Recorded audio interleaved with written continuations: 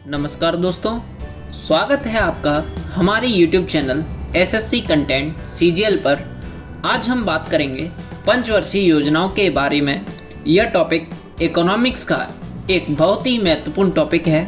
यहाँ से लगभग प्रत्येक एग्ज़ाम में प्रश्न पूछे ही जाते हैं, जैसे पंचवर्षीय योजना कब शुरू हुई, इनका इतिहास क्या है, कितनी पंचवर्षीय योजनाएं बनी इत्यादि। तो चलिए शुरू करते हैं।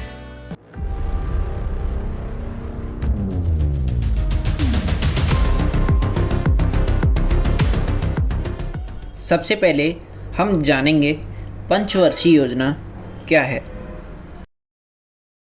पंचवर्षीय योजना केंद्रीकृत और एकीकृत राष्ट्रीय आर्थिक कार्यक्रम है, जिसका उद्देश्य भारत में आर्थिक समृद्धि, असमानता को दूर करना, गरीबी का निवारण करना तथा रोजगार के अवसरों की वृद्धि करना।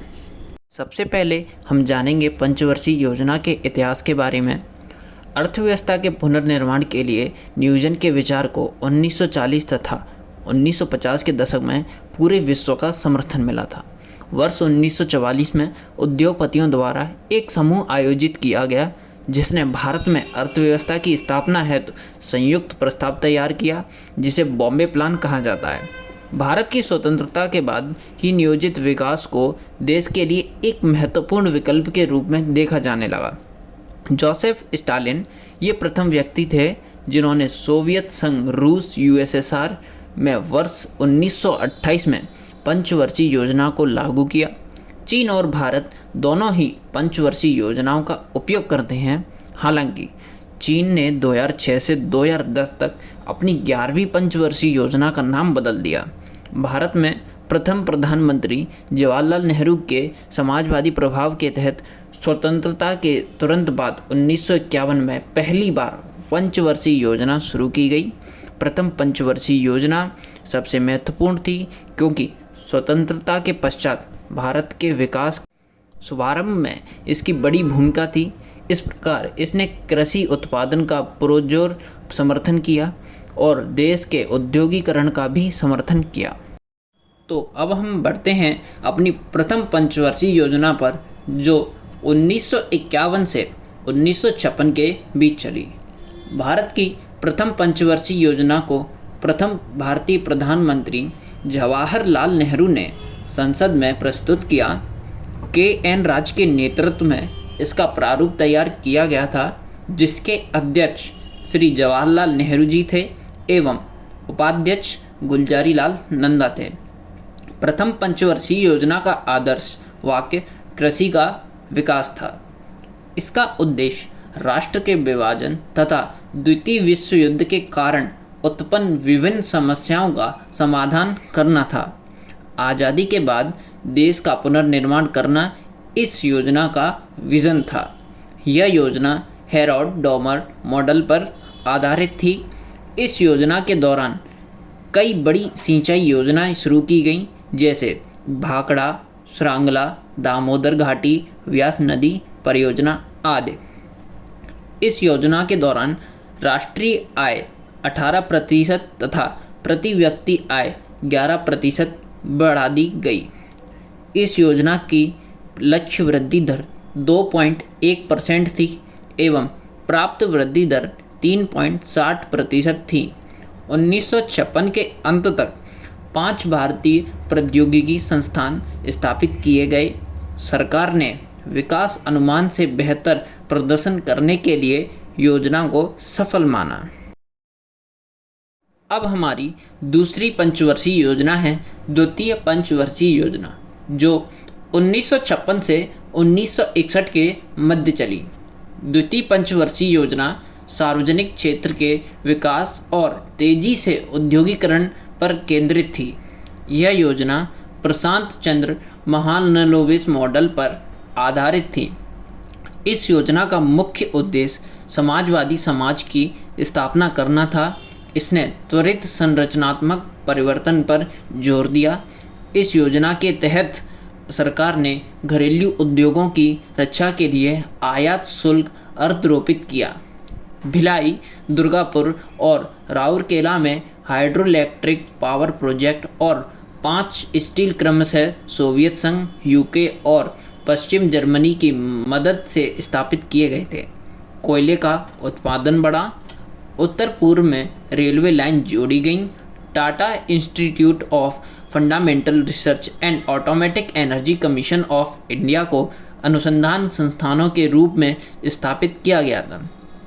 इस योजना की लक्ष्य वृद्धि दर थी 4.5% एवं प्राप्त वृद्धि दर थी 4.27%। खादी एवं ग्रामीण उद्योग आयोग की स्थापना इसी योजना में की गई। अब हम बढ़ते हैं अपनी अगली पंचवर्षीय योजना की तरफ, जो है तृतीय पंचवर्षीय योजना, जो 1961 से 1966 के मध्य चली। तीसरी पंचवर्षीय योजना ने कृषि और गेहूं के उत्पादन में सुधार पर जोर दिया, लेकिन 1962 के संक्षिप्त भारत चीन युद्ध ने अर्थव्यवस्था में कमजोरियों को उजागर किया और रक्षा उद्योग और भारतीय सेना की ओर ध्यान केंद्रित किया।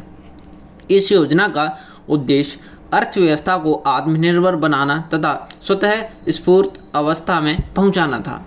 इस योजना में कृषि व उद्योग दोनों को प्राथमिकता दी गई।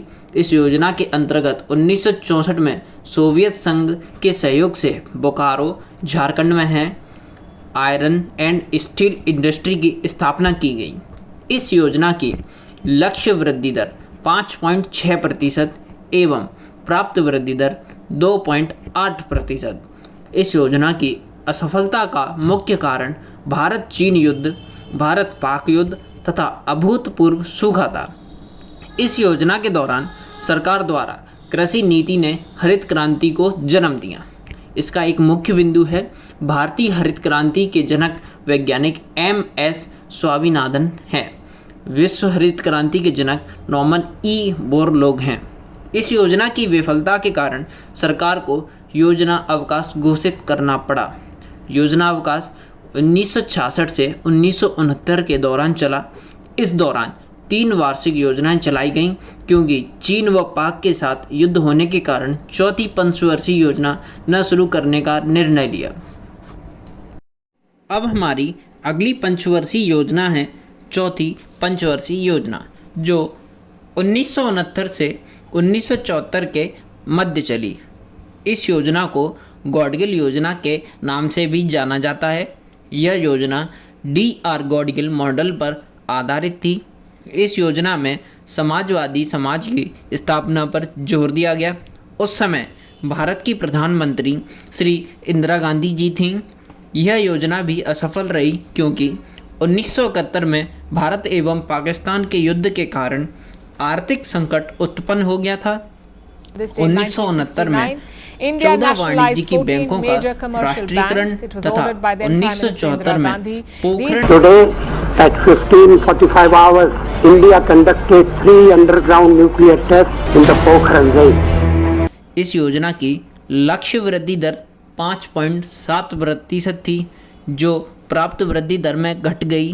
प्राप्त वृद्धि दर थी 3.3%। अब हमारी अगली पंचवर्षीय योजना है पांचवी पंचवर्षीय योजना, जो 1974 से 1978 के मध्य चली। इस योजना का मुख्य उद्देश्य गरीबी उन्मूलन तथा आत्मनिर्भरता की प्राप्ति थी। इसमें सर्वोच्च प्राथमिकता कृषि को, तत्पश्चात उद्योग व खनिज को बढ़ावा दिया गया। इस योजना में 20 सूत्री कार्यक्रम 1975 में आरंभ किया गया। गरीबी हटाओ का नारा इंदिरा गांधी ने इस योजना में दिया था। जनता पार्टी द्वारा इस योजना को तय वर्ष से 1 वर्ष पहले ही समाप्त कर दिया गया। न्यूनतम आवश्यकता कार्यक्रम भी इसी योजना में प्रारंभ हुआ।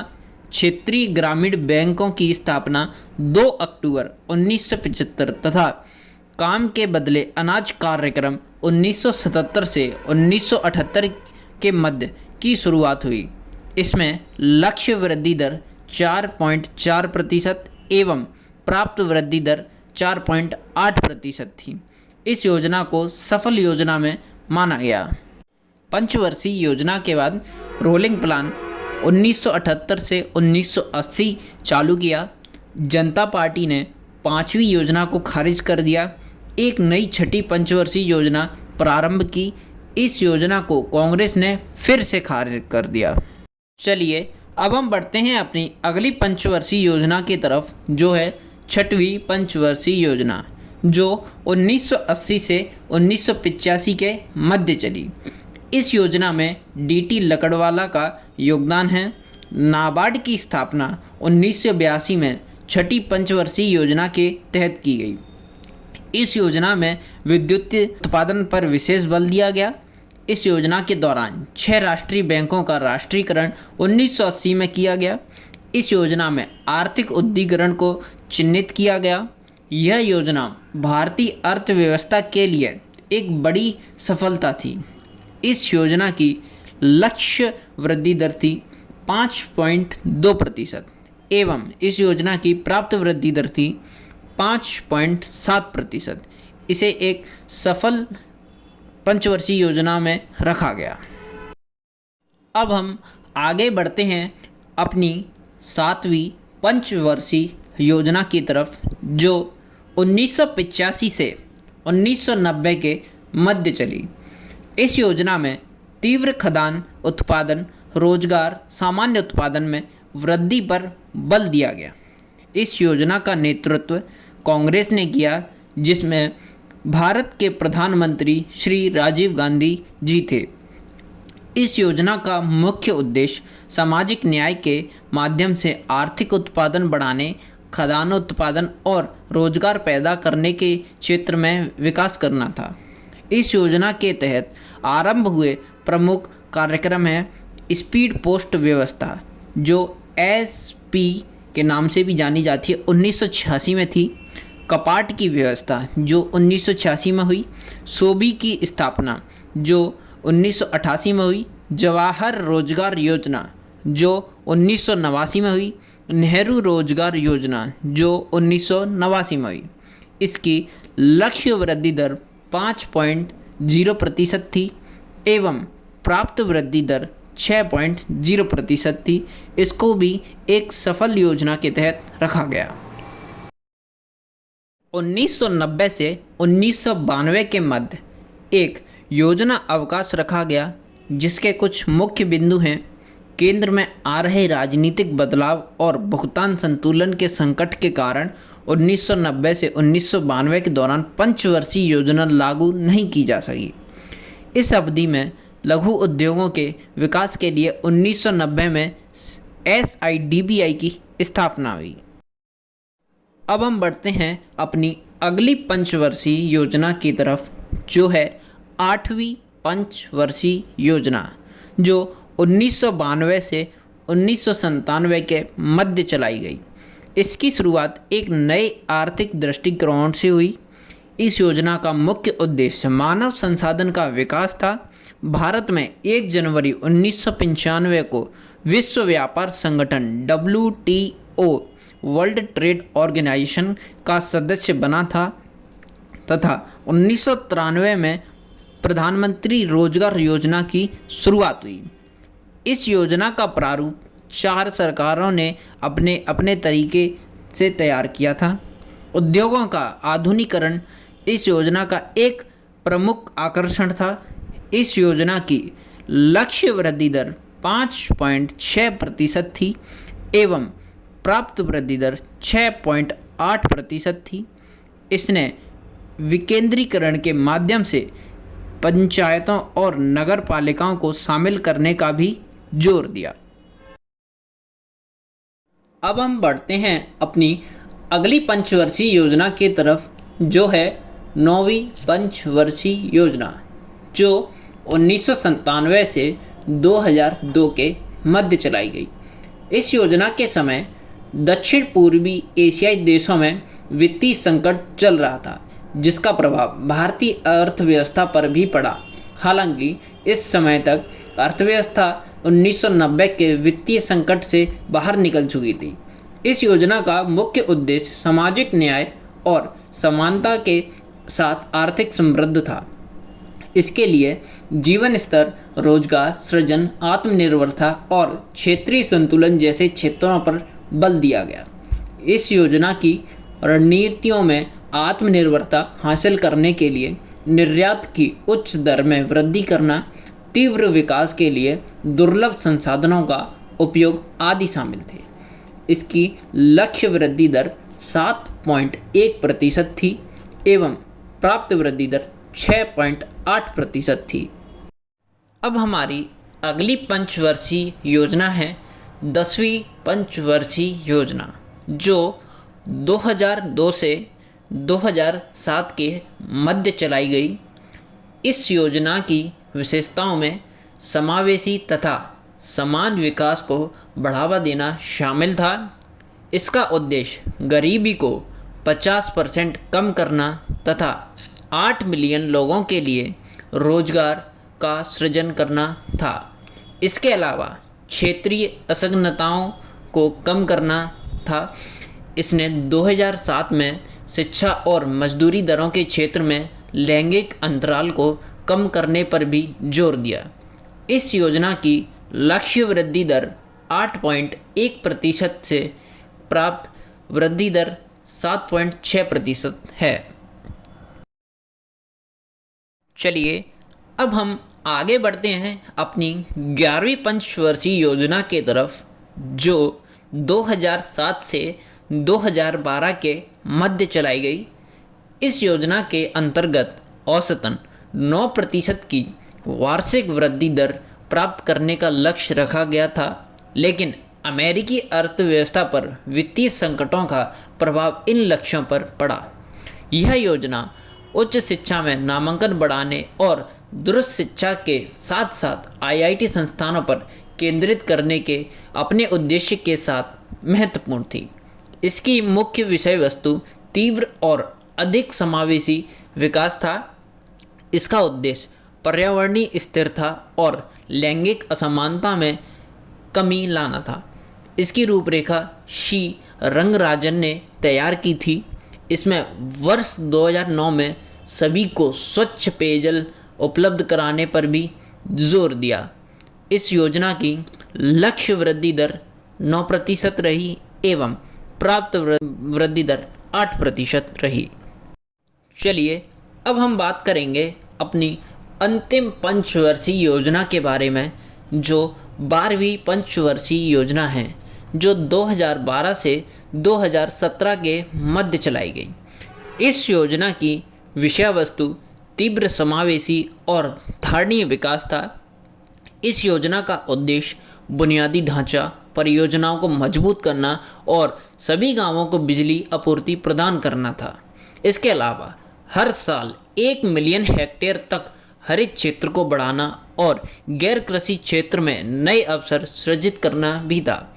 भारत की इस योजना को दिसंबर 2012 में राष्ट्रीय परिषद द्वारा स्वीकृति प्रदान की गई।